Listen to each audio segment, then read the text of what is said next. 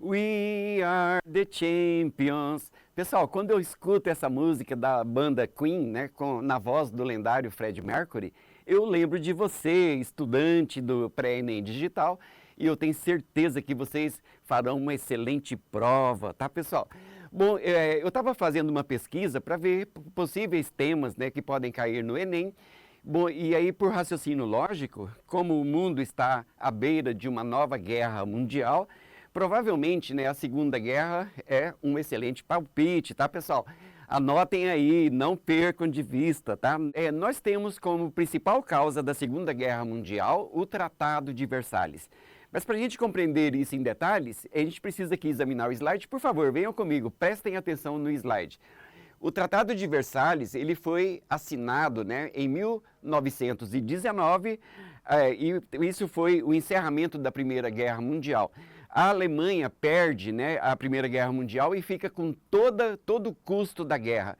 Além disso, a Alemanha perde territórios na África, a região dos Sudetos, a região da Alsácia-Lorena, e a Alemanha fica proibida de desenvolver forças navais e aéreas. Bom, isso foi uma situação muito humilhante para a população alemã. E por isso que historiadores, né, do mundo inteiro entendem que o Tratado de Versalhes foi a principal causa da Segunda Guerra Mundial. Pessoal, mas não foi somente isso. Nós temos como também causas da Segunda Guerra Mundial o imperialismo japonês. Por favor, me acompanhem novamente aqui no slide. Em 1938, o Japão inicia, né, uma série de ofensivas contra a China e ele tinha um projeto de criar um grande império japonês, conquistando aí todas as regiões no entorno do Pacífico. Então, o Japão almejava, né, criar o Império do Pacífico. Bom, isso colocou, né, colocou as potências, né, que eram concorrentes do Japão em estado de alerta, principalmente os Estados Unidos.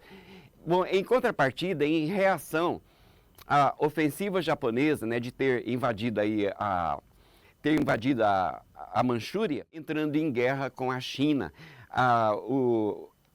O Japão, né, tinha pretensões imperialistas e queria criar um grande império no Oceano Pacífico.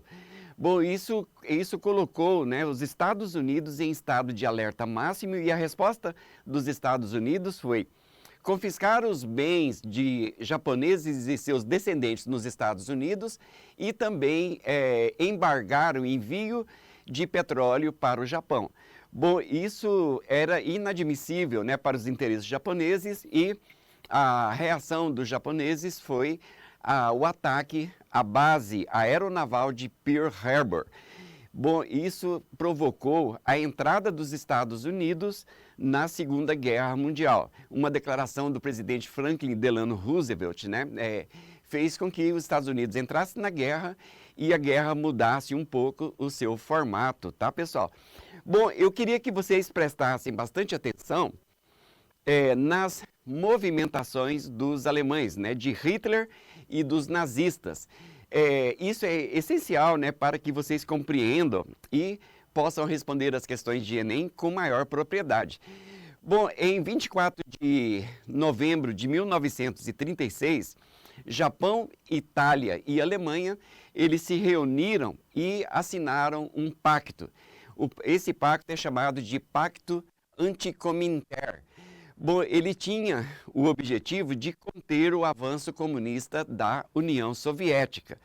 Bom, foi através desse Pacto Anticominter que foi formado o famoso eixo Roma-Berlim-Tóquio.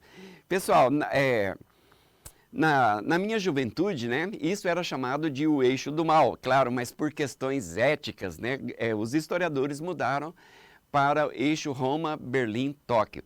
Bom, eu quero que vocês prestem atenção num detalhe muito importante.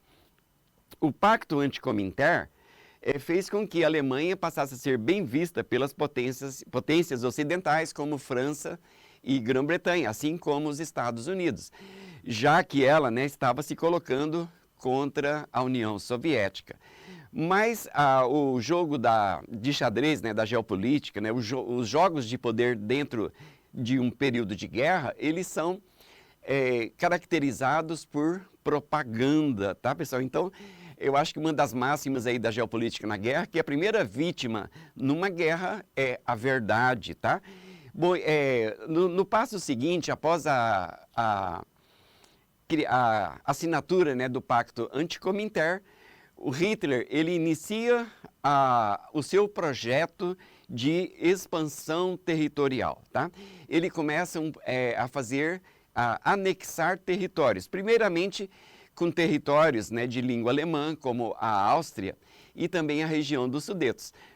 Se vocês prestarem atenção no slide, vocês vão compreender muito bem. Venham comigo, tá? Por favor. Tá, pessoal, então vejam só, né, que coisa interessante. Depois da assinatura do Pacto Anticominterno, ou seja, né, um pacto de Roma, Berlim e Tóquio contra os soviéticos, eles assinam um outro acordo na Conferência de Munique de 1938. Nessa conferência estavam presentes aí França, Grã-Bretanha e outras potências europeias.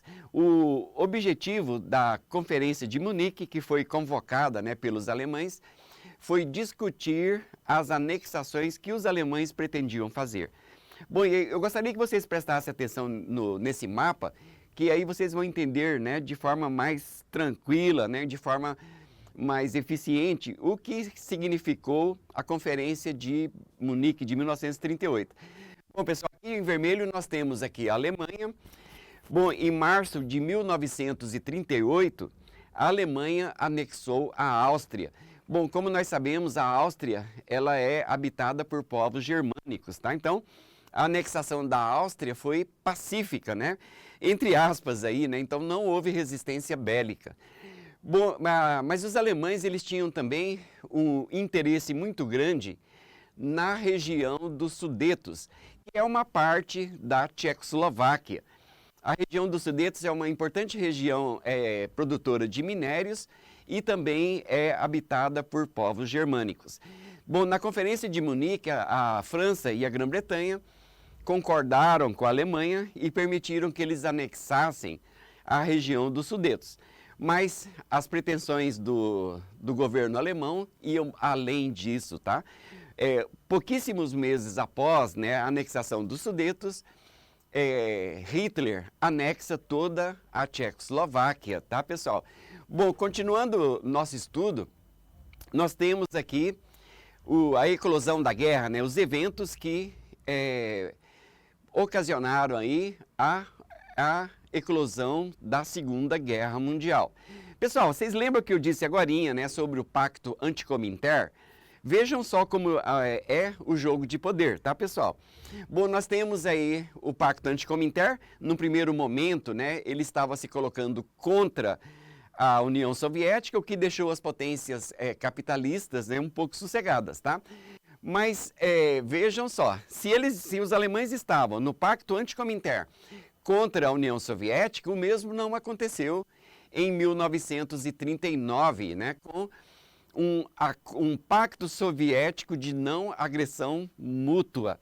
Olha só que coisa interessante, né, pessoal? Se vocês prestarem atenção no slide, em 1939, Joseph Stalin e Adolf Hitler, eles fazem um pacto de não agressão. Qual foi o objetivo deste pacto de não agressão? A Alemanha tinha já um projeto, ela ia iniciar a ofensiva contra o Ocidente e ela precisava da garantia de que os soviéticos não entrassem na guerra, então eles tiveram a ideia de assinar esse pacto. O Stalin fica um pouco tranquilo com isso, mas a gente vai ver depois que também o Stalin foi traído, né? Traído duplamente, tá? A gente vai voltar a falar nisso. Bom, com a assinatura do pacto de não agressão, né? Pacto nazi-soviético, Hitler estava então em condições de iniciar a sua ofensiva. E foi o que aconteceu em 1º de setembro de 1939, quando Hitler invade a Polônia. Isso foi o início oficial da Segunda Guerra Mundial. Anotem aí, pessoal, não perca o foco no estudo, tá? Bom, a reação foi 2 dias após, no dia 3 de setembro de 1939, a França e a Inglaterra declaram guerra contra a Alemanha, né? Então, é o início da Segunda Guerra Mundial. Bom, pessoal, um ano depois, né, em 1940, começa uma ofensiva mais pesada dos alemães. Se vocês observarem o slide, venham comigo aqui, por favor. Bom, em 1940, Hitler invade a Dinamarca, a Noruega, a Bélgica e Holanda. Bom, o objetivo era atacar a França e a Inglaterra. Bom, vejam só, pessoal, então era preciso que os alemães conquistassem os territórios que ficavam entre a Alemanha e a França e a Inglaterra. A invasão da França se deu através da linha Maginot. Os franceses, né, acreditavam muito na linha Maginot. Pessoal, a linha Maginot era um complexo de fortificação, né, uma barreira que existia na fronteira entre a França e a Inglaterra. Mas havia uma parte frágil na linha Maginot, que era a floresta das Ardenas. Foi exatamente ali que os alemães entraram e dominaram a França. Bom, a França foi dividida em 2 regiões. Se vocês observarem o slide, na região norte, que é em Paris, houve um controle direto, dos alemães. No sul não foi preciso, porque o governo de Vichy foi um governo colaboracionista. Então, a França estava ocupada, não é, pessoal? Bom, seguindo aqui os nossos estudos, em 22 de junho de 1941, a Alemanha invade a União Soviética no território russo, tá? Foi a famosa Operação Barbarossa. A estratégia utilizada, né, foi uma poderosa máquina de guerra criada pelos alemães, e essa estratégia é chamada de Guerra Relâmpago, ou Blitzkrieg, né? Nessa Guerra Relâmpago, os bombardeiros Stuka, eles iam na frente, eliminando alvos militares, né, e complexos de defesa, né, e logo após entrava com a infantaria motorizada e também a unidade de blindados. Bom, com a invasão da União Soviética, ela tem um motivo específico. Qual era o interesse dos alemães no território da Rússia, né? No território da União Soviética? Pessoal, o interesse era controle de regiões produtoras de minérios, principalmente o ferro e o aço, e também de petróleo, tá, pessoal? Bom, até esse presente momento, o que nós analisamos foi a ofensiva alemã. Mas a guerra começou a sofrer um revés, tá? E é isso que a gente vai ver agora. Me acompanhem, por favor. Uma das questões, né, que são muito exploradas pelos historiadores, e essa questão se constituiu em um drama, né, humanitário, foi a questão do Holocausto, né, o Holocausto judeu. Por causa de um projeto, né, arianista, um projeto eugenista de purificação da raça, os alemães começaram a colocar em prática o que o Heinrich Himmler chamava de solução final. E, pessoal, eles acreditavam na superioridade da raça germânica, né, da raça ariana, e havia uma pretensão explícita, né, dos alemães de eliminar as raças, né, que eram ditas inferiores, né? Se vocês observarem o slide, nós temos aqui, né, que os gays, testemunhas de Jeová, ciganos, negros e principalmente judeus, tá?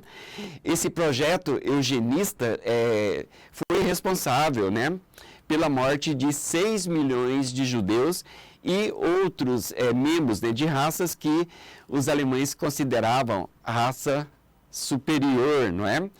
Bom, pessoal, então, o que nós vimos até o presente momento, como eu disse até agora, né, foi o avanço da Alemanha.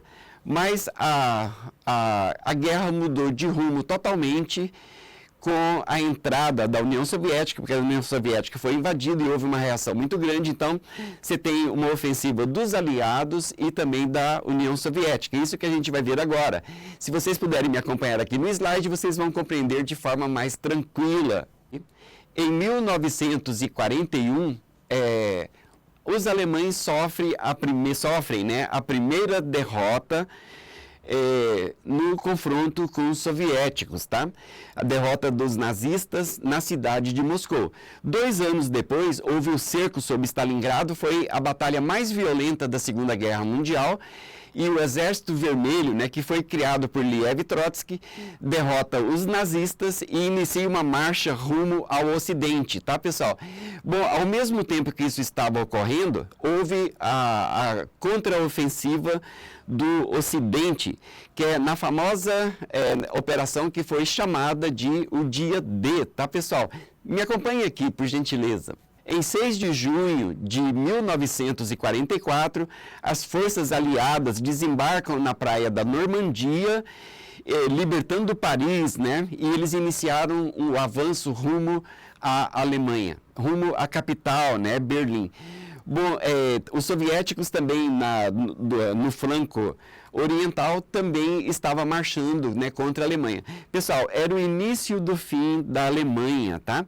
Em abril de 1945, os russos marcham sobre Berlim, e foi exatamente nesse dia, né, nesse período, em abril de 1945, que Hitler e sua esposa Eva Braun, eles se suicidam. A Alemanha foi derrotada. Pessoal, mas isso significou o fim da Segunda Guerra?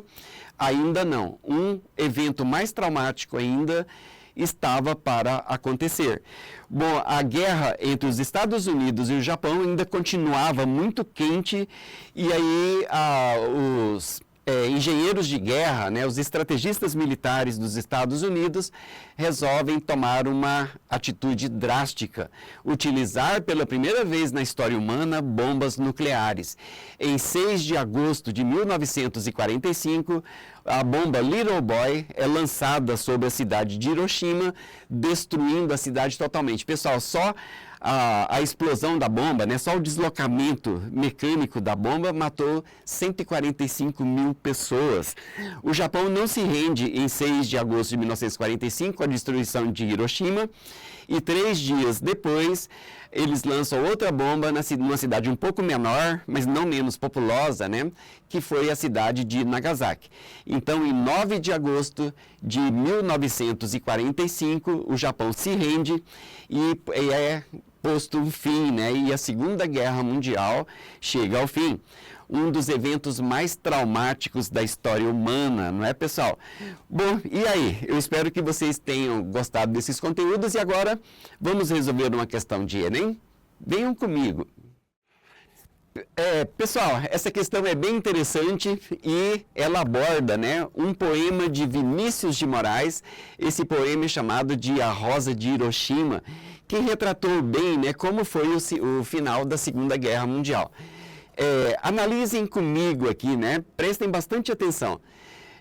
Parte do poema diz assim: pensem nas crianças mudas telepáticas, pensem nas meninas cegas e inexatas, pensem nas mulheres rotas alteradas, pensem nas feridas como rosas cálidas, mas não se esqueçam da rosa de Hiroshima, a rosa hereditária, a rosa radioativa, estúpida e inválida, a rosa com cirrose, a antirrosa atômica, sem cor, sem perfume, sem rosa, sem nada. Um belíssimo poema de Vinícius de Moraes, né, pessoal? Bom, e aqui vem a pergunta, não é? Vinícius de Moraes compôs o poema Rosa de Hiroshima em 1946, sendo musicado tempo depois pelo grupo Secos e Molhados. Essa canção ganhou maior expressão na voz de Ney Matogrosso. Em relação aos ataques atômicos norte-americanos no Japão, o poeta expressa. Prestem atenção, pessoal. Letra A. Uma compreensão romântica da bomba ao compará-la a uma rosa entendida no final de um relacionamento? Será que a resposta correta seria essa? Letra B. Uma ideia da atrocidade e da crueldade e da barbárie provocadas pelas explosões atômicas? Seria a letra B, pessoal? Letra C. Uma visão histórica sobre o uso de crianças e mulheres de forma intensa no conflito. Crianças e mulheres foram usadas de forma intensa nesse conflito? Bom, letra D. Uma preocupação sobre o ideal de guerra, disseminado cada vez mais cedo nos lares, atraindo vários grupos sociais em defesa da causa. Será que seria isso, pessoal? E letra E, uma reflexão sobre os altos investimentos no setor bélico, em dissonância com aqueles destinados a promover a paz. Bom, pessoal, quem escolheu a letra B está de parabéns, tá, pessoal? Bom, eu agradeço imensamente e eu tenho certeza que você que está me assistindo aí, você vai fazer uma excelente prova e nós estamos torcendo por vocês, tá, pessoal? Um abração, foco no Enem!